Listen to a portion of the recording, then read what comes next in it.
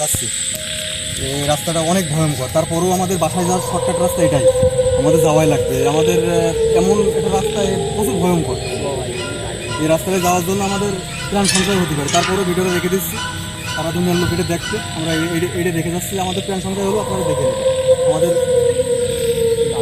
সমস্যা নেই, কি সমস্যা তোর? কি কিসের ভয়? আমি আছি না, চল। কিসের ভয়?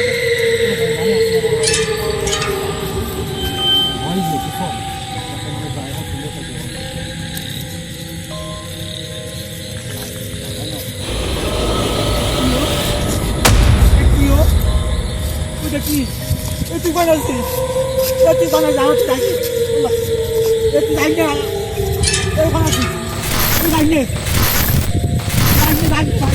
ভাই।